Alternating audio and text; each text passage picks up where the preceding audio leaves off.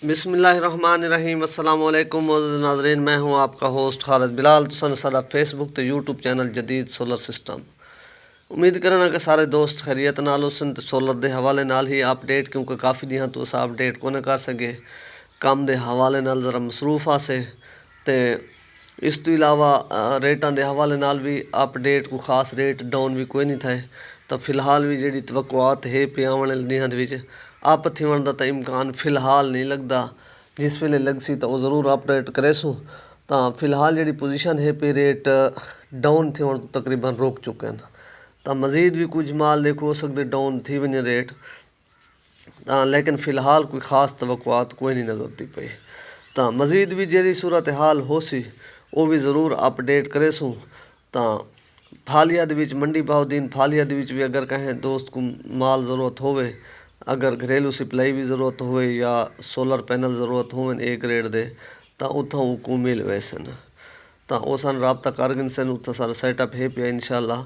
तो वो समान उतना सप्लाई इन्वर्टर ट्यूबवैल का समान या घरेलू इन्वर्टर थी गए, वो सब चीज़ इंशाल्लाह उतना मिल वैसी।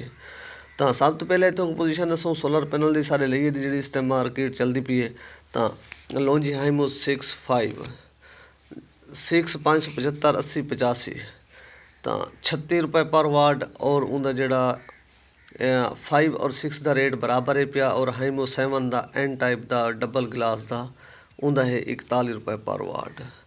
और इस तो इलावा बाकी है जिनको एन टाइप डबल गिलास, तो वो है पिया 38 रुपये पर वाट।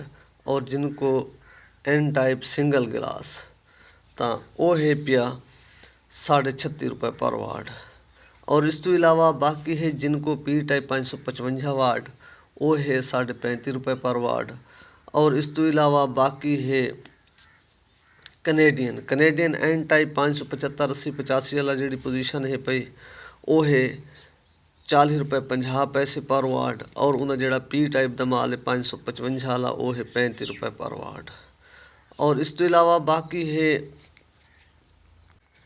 जे सोलर जे की पोजीशन इवें है कि जोड़ा उनका डबल गिलास है पे 575 80 वाला, वो भी 38 रुपये 37 रुपये पर वाट। और उनका जोड़ा सिंगल गिलास है पिया वो भी 36 रुपये पर वाट 575 80 वाला। और उनका जोड़ा पी टाइप का माल है पिया 555 वाला, जोड़ा सिंगल गिलास है पिया वो 35 रुपये पर वाट। और जोड़ा डबल गिलास है पिया वो 36 रुपये पर वाट 555 वाला। और इस तो इलावा बाकी है ट्रीना सोलर की भी पोजीशन इवें कि जो उनका एन टाइप का माल है पिया वो भी 35.5 तो 36 रुपये पर वाट। और जोड़ा उनका पी टाइप का माल है पिया वो है पी 35 रुपये पर वाट। और इस तो इलावा बाकी भी काफ़ी माल मार्केट जिन पे मैं कोशिश करे इंशाल्लाह जल्दी अपडेट करे सारे मालों के जोड़े रेट हैं। तो लेकिन ये जोड़े ज़्यादा चलने वाले माल हैं पे, इन्हें तो जोड़े अच्छे रिजल्ट वाले माल हैं पे वो है लोजी जिनको कनेडियन। और इस तो इलावा बाकी पीछे एफिशिएंसी होंगी है पैनल की, हर पैनल की अपनी अपनी, क्योंकि एफिशिएंसी देख के पैनल भी घिना चाहिए। तो उन्हें वो भी अपना एफिशिएंसी चेक करके कंपनी की सब चीज़ वोल्ट एम्पेयर वैसे जैनवन पैनल होना जरूरी है। काफ़ी हूँ भी इस टाइम ही पोजीशन जी चलती पे पैनल बी ग्रेड के भी आते पैन बाज़ एन टाइप का कोई माल होंगे कई माल बैद यानी कि जी कंपनी अच्छे ना आ रहे उनके भी स्टिकर लग के माल मार्केट क्योंकि अस मैंने वो भी विकते पैन। तो बस वही चीज़ का अपना यानी कि जो भी दोस्त घिने तो वेरीफिकेशन करके चेक करके घिने, क्योंकि हूँ काफ़ी सोलर पैनल सस्ते थे वाल भी इंदे 2 नंबरी थी पई है। तो मज़ीद भी तसली करके चेक करके काफ़ी अस डिठन फील्ड के वन के भी, क्योंकि माल कुछ होंगे और उन्हें स्टिकर कुछ लगे होंगे। इन चीज़ का अपना ख्याल करे सो दे सो इजाज़त। अल्लाह हाफिज़।